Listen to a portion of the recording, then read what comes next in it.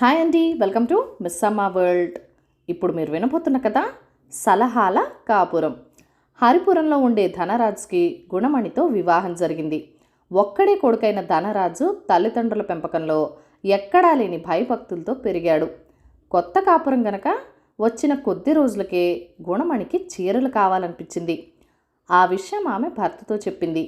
ఏ రకంవి, ఎన్ని కొనమంటుందో అమ్మని అడిగి కొంటాను అన్నాడు ధనరాజు.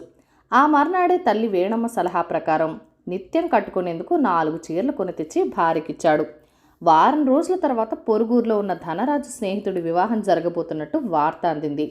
గుణమణి ధనరాజుకి స్నేహితుడికి ఏదైనా బహుమానం తీసుకుపోయి ఇవ్వటం బాగుంటుందని సూచించింది. మా నాన్నను కనుక్కుంటాను, ఆయన ఏది బహుమానంగా తీసుకుపోమంటే అది తీసుకుపోయి ఇచ్చి వస్తాను అన్నాడు ధనరాజు. ధనరాజు స్నేహితుడు పెళ్లికి వెళ్ళి వచ్చాక ఒక రోజున గుణమణి అతడితో, మా అమ్మ వాళ్ళని చూసి చాలా కాలమైందండి, ఒకసారి పుట్టింటికి వెళ్ళి రావాలని ఉంది అన్నది. నిన్ను ఎప్పుడు వెళ్ళమంటుందో, పుట్టింట ఎన్ని రోజులుండి తిరిగి రమ్మంటుందో అంతా అమ్మని అడిగి చెప్తాను అన్నాడు ధనరాజు. ఆ తర్వాత గుణమణిని తల్లి సలహా ప్రకారం పుట్టింటికి పంపాడు. కొన్ని రోజుల తర్వాత ఆమెను అత్తవారంటూ దిగబెట్టేందుకు ఆమె అన్న ఆనందం వెంట వచ్చాడు. ఒక రోజున అతడు ధనరాజు తండ్రి రామనాథం వీధి అరుగు మీద కూర్చొని ఏదో మాట్లాడుకుంటూ ఉండగా ధనరాజు చేతిలోంచి ఒక సంచి పట్టుకొని అక్కడికి వచ్చి, బజార్కి వెళ్ళొస్తానన్నా అన్నాడు. అలాగే వెళ్ళిరా అన్నాడు రామనాథం కొంచెం విసుగ్గా. బావ మీ సలహా, అత్తయ్య సలహా, అనుమతుల్లాంటివి లేందే ఎంత చిన్న పని చేయుడులా ఉంది అన్నాడు ఆనందం చిన్నగా నవ్వి. అవును, వాణ్ణలా పెంచుకు వచ్చాం అని రామనాథం కొంచెంసేపు ఆలోచిస్తూ ఊరుకుని, మరి మా కోడలి మాట నీ మాట ఏమిటి అని అడిగాడు. మేం పెరిగిన తీరు వేరు, ప్రతి స్వల్ప విషయానికి మా నాన్న వాళ్లను సలహాలు అడగం అన్నాడు ఆనందం. ఆనందం మరి 2 రోజులుండి వెళ్ళిపోగానే రామనాథం కొడుకుతో, నేను మీ అమ్మ ఒక నెల రోజుల దక్షిణాదిన పుణ్యక్షేత్రాలు దర్శించేందుకు పోతున్నాం, మా ప్రయాణం రేపే అన్నాడు. ఆ మాట వింటూనే ధనరాజు బెంబేలు పడిపోతూ, నెల రోజులా, ఈ లోపల నాకు పొలం పనులు అవి చేయించుకునేందుకు సలహా ఇచ్చేదెవరు అన్నాడు. రామనాథన్ జవాబు ఇవ్వలేదు. తల్లి తండ్రి యాత్రలకు వెళ్ళిన 4వ రోజున ధనరాజు స్నేహితుడు భూపతి అతడి దగ్గరికి వచ్చి, అవసరం వచ్చింది, 1000 రూపాయలు అప్పు కావాలన్నాడు. ధనరాజు గుణమణి దగ్గరికి పోయి, ఇప్పుడు ఏం చేయటం, సలహా ఇచ్చేందుకు నాన్న ఊళ్ళో లేడు, భూపతి 1000 రూపాయలు అడుగుతున్నాడు అన్నాడు. అప్పు ఇస్తే మీ స్నేహితుడు తీర్చగలడో లేదో ఆ సంగతికి మీరే ఆలోచించుకోవాలి, ఇందులో మీ నాన్నగారి సలహా నా సలహా ఎందుకు అన్నది గుణమణి.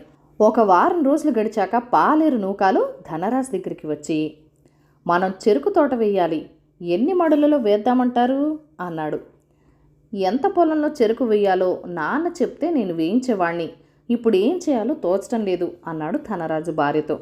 ఇందులో తోచకపోవటానికి ఏముందండి, మీరు రోజు పొలం వెళ్ళి వస్తున్నారు కదా, ఈ మధ్య తీసివేసిన మడిలో ఇప్పట్లో మళ్ళీ చెరుకు వెయ్యం కదా, కొన్ని మడులు వరి సాగు కొంచాలి, పోతే ఇంకెన్ని మడులు ఖాళీగా ఉంటాయో మీకు తెలుసు అన్నది గుణమణి తాపీగా. 2 రోజులు తిరగకుండానే ధనరాజు తను ఆలోచించి నిర్ణయించిన ప్రకారం పొలంలో చెరుకు ఉడుపులు పూర్తి చేయించాడు.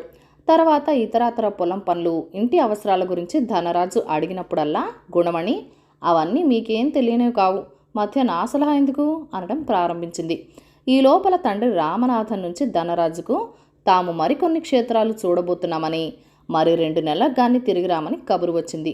ఈ విధంగా ధనరాజు తన సొంత నిర్ణయాలతో పొలం బాధ్యతలు, ఇంటి బాధ్యతలు విజయవంతంగా నిర్వహించాడు. 3 నెలల తర్వాత అతడి తల్లిదండ్రులు యాత్రల నుంచి తిరిగి వచ్చారు. ఈ సంగతి తెలిసి ఆనందం వాళ్లను పలకరించబోయేందుకు వచ్చాడు.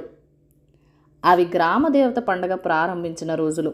అతడు రామనాథన్ ధనరాజు వాకిట్లో నిలబడి పొలం పనుల గురించి మాట్లాడుకుంటూ ఉండగా పూజారి పోతురాజు కొందరిని వెంట పెట్టుకుని వాళ్ళ దగ్గరకు వచ్చి, అయ్యా, అమ్మవారి జాతర కదా, తమరు బహుమానం ఇప్పించాలి అన్నాడు.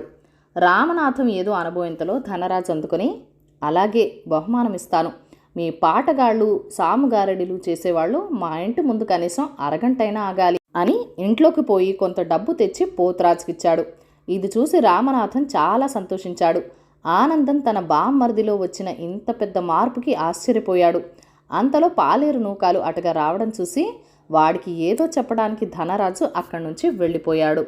తన కొడుక్కేసి ఆశ్చర్యంగా చూస్తున్న ఆనందంతో రామనాథం, ఆ రోజున నీతో మాట్లాడిన తర్వాత బాగా ఆలోచించి కావాలని నేను మీ అత్తయ్య తీర్థయాత్రలకు బయలుదేరాం. ఈ వయసులో కూడా మా వాడు ఎంత చిన్న పని స్వతంత్రించి చేయకపోవటానికి కారణం మా పెంపకంలోని లోపమని గ్రహించడానికి నాకు చాలా కాలం పట్టింది అన్నాడు చిన్నగా నవ్వుతూ. అంతేనంటారా అన్నాడు ఆనందం ఏమనడానికి తోచక. అంతే మరి, రెక్కలొచ్చి ఎగరడానికి సిద్ధంగా ఉన్న తమ పిల్లల్ని గూటిలోనే ఉంచి ఆహారం తెచ్చిపెట్టడం ప్రారంభిస్తే జరిగేదేమిటి? పిల్లలు తమకు ఎగిరే శక్తి ఉందని సంగతే గుర్తించలేవు. మావాడి విషయంలో కూడా అంతే జరిగింది. ఏమైతేనేం మావాడి సలహాల కాపురం చక్కబడింది అన్నాడు రామనాథం. చూపు ఆనని వాళ్ళు. ఒక ఊళ్ళో ముగ్గురు అన్నదమ్ములు పక్కపక్క ఇళ్లలో నివసిస్తూ ఉండేవాళ్ళు. ఆ ముగ్గురికి అపరిమితమైన చతర్వం. ఏ వస్తువునైనా ముక్కు దగ్గర పెట్టుకుంటే గాని కనిపించేది కాదు. ఆ అన్నదమ్ములు ముగ్గురు ఒకనాటి సాయంకాలం పెద్దవాడి ఇంట కలుసుకొని లోకాభిరామాయణం మాట్లాడుతున్నారు. మధ్యలో పెద్దవాడు తన తమ్ములతో, అన్నట్టు ఈ మధ్య నా చూపు చాలా బాగైంది సుమా. అంత దూరాన దోమ కనిపిస్తే అది ఆడదోమో మగదోమో పోల్చుకోగలుగుతున్నాననుకోండి అన్నాడు. చాలే నీ బడాయిలు, వారం క్రితమేగా నువ్వు పట్టపగలు కావడివాడు పైన పడింది అన్నాడు రెండోవాడు. పగలు మాట్లాడుంచు, చీకటి పడిన కొద్దీ అద్భుతంగా చూపు ఆంతున్నది, కొందరికి రాత్రి చూపు ఉంటుందట అన్నాడు పెద్దవాడు. ఇవన్నీ ఎందుకొచ్చిన కబుర్లు? తింటే గాని రుచి తెలియదు. ఎవరి చూపు ఎటువంటిదో పరీక్ష పెడితే క్షణంలో తేలిపోతుంది అన్నాడు మూడోవాడు. ఏమిటా పరీక్ష అన్నాడు రెండోవాడు. చెబుతాను వినండి. మన వీధికి ఎదురుగా సత్రం వాకిలున్నదే, ఆ వాకిలి పైన రేపు ఉదయం ధర్మశాసనం శిల వేయిస్తున్నారు. ఆ శిలపైన ఏమి చెక్కి ఉన్నదో చదవటమే మనకు పరీక్ష. దాని మీద అక్షరాలను మనలో ఎవరు ఎక్కువ దగ్గరగా నిలబడి చదవగలిగితే వాడు ఓడినట్టు. మిగిలిన ఇద్దరికి ఓడినవాడు భోజనం పెట్టేట్టు పందెం అన్నాడు మూడోవాడు. దీనికి పెద్దవాళ్ళిద్దరూ సరేనన్నారు. చిన్నవాళ్ళు తమ ఇళ్లకు వెళ్ళిపోయాక పెద్దవాడికి బెంగ పట్టుకున్నది. కారణం, ఆ శాసనాన్ని ముక్కుతో తాకిగానే చదవలేడు. ఈ సమస్య గురించి చాలాసేపు సతమతమైన మీదట పెద్దవాడికి దివ్యమైన ఆలోచన తట్టింది. సత్రంలో గుమస్తా ఉంటాడు. ఆయన అడిగితే ఆ ధర్మశాసనం పలకపైన ఏమున్నది చెప్పేస్తాడు. ఈ ఆలోచన తట్టగానే పెద్దవాడు బయలుదేరి సత్రానికి వెళ్ళాడు. ఏదో పని మీద దయచేశారు అన్నాడు సత్రం గుమస్తా. మరి ఏమీ లేదు, రేపు ధర్మశిల వేస్తున్నారటగా, దాని మీద ఏమి రాయించారేమిటి అన్నాడు పెద్దవాడు. ఏమీ లేదండి, శ్రీరామ కటాక్షము అని రాయించాం అన్నాడు గుమస్తా. పెద్దవాడు ఆనందభరితుడై గుమస్తా వద్ద సెలవు పుచ్చుకొని ఇంటికి బయలుదేరాడు. సత్రం వాకిలి వద్దనే రెండోవాడు పెద్దవారికి ఎదురొచ్చాడు. అయితే ఇద్దరు చూపు ఆనని వాళ్ళు గనక ఒకరినొకరు గమనించలేదు. పెద్దవాడికి వచ్చిన ఆలోచనే రెండోవాడికి వచ్చింది.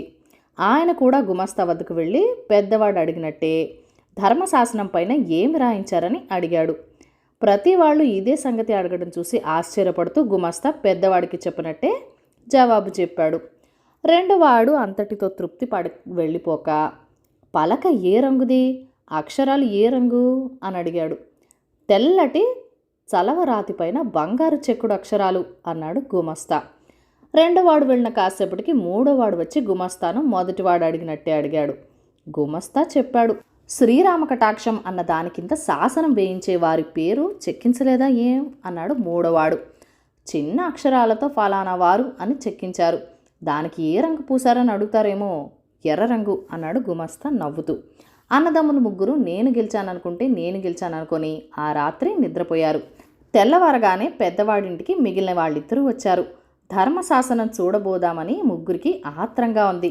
ఆలస్యం చేయకుండా ముగ్గురు వీధిలోకి వచ్చారు.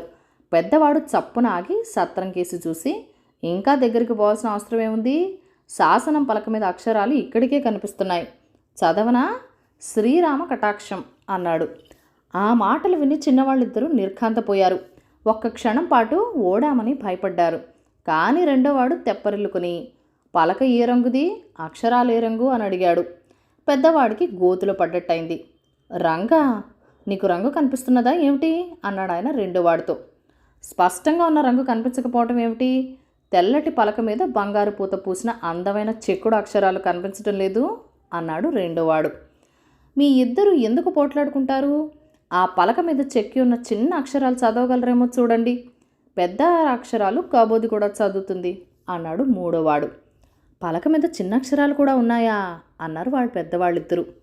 కనిపిస్తుంటేను, ఎర్రటి అక్షరాలు, ఫలానా వారు అని స్పష్టంగా రాసుంది. ఏమిటో అనుకున్నాను, మీ ఇద్దరి చూపు కంటే నాదే నయమే అన్నాడు మూడోవాడు.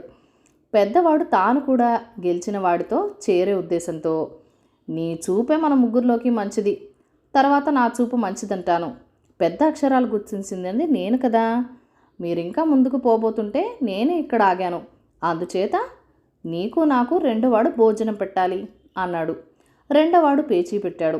అక్షరాలు ఏ రంగో పలక ఏ రంగో తెలుసుకోలేనివాడు చూశామంటే ఎలా నమ్మటం? కాసేపు ముగ్గురు ఘర్షణ పడి ఎవరి తీరుపైనా తీసుకోవటానికి ఒప్పుకున్నారు.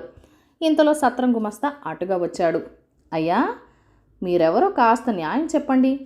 ఆ సత్రం ధర్మశాసనం మీద శ్రీరామ కటాక్షం అని రాసి ఉన్నమాట అబద్ధమా అని పెద్దవాడు అడిగాడు. కాదు అన్నాడు గుమస్తా. పలక తెల్ల చలపరాయి అవునంటారా? దాని మీద బంగారు చెక్కుడు అక్షరాలేనంటారా అన్నాడు రెండోవాడు. అవును అన్నాడు గుమస్తా. చిన్న అక్షరాలతో ఫలానా వారు అని రాసి ఉన్నమాట, అక్షరాలు ఎర్రగా ఉన్నమాట నిజమేనంటారా అన్నాడు మూడోవాడు. నిజమే అన్నాడు గుమస్తా. మళ్ళీ అన్నదమ్ములు నా చూపు మెరుగంటే నా చూపు మెరుగని తగాదా పడసాగారు. సత్రం గుమస్తా వారిని ఆపి, మెరుగో తరుగో మీ ముగ్గురు చూపు ఒకటిగానే ఉన్నది అన్నది నా ఉద్దేశం. ఎందుచేతనంటే సత్రం వాకిలికి ఇంకా ధర్మశాసనం పలక తగిలించలేదు అంటూ తన దారిన తాను వెళ్ళిపోయాడు. కథ కంచికి మనం ఇంటికి. ఈ కథను లైక్ చేయండి, షేర్ చేయండి. మన ఛానల్ని ఫస్ట్ టైం చూస్తున్నట్లయితే కనుక ప్లీజ్ సబ్స్క్రైబ్ చేసుకొని మీ సపోర్ట్ ఇవ్వండి. మీ అమూల్యమైన ఫీడ్బ్యాక్ అండ్ సజెషన్స్ నాతో కామెంట్ సెక్షన్లో కూడా షేర్ చేసేయండి. Thank you for watching. Bye bye.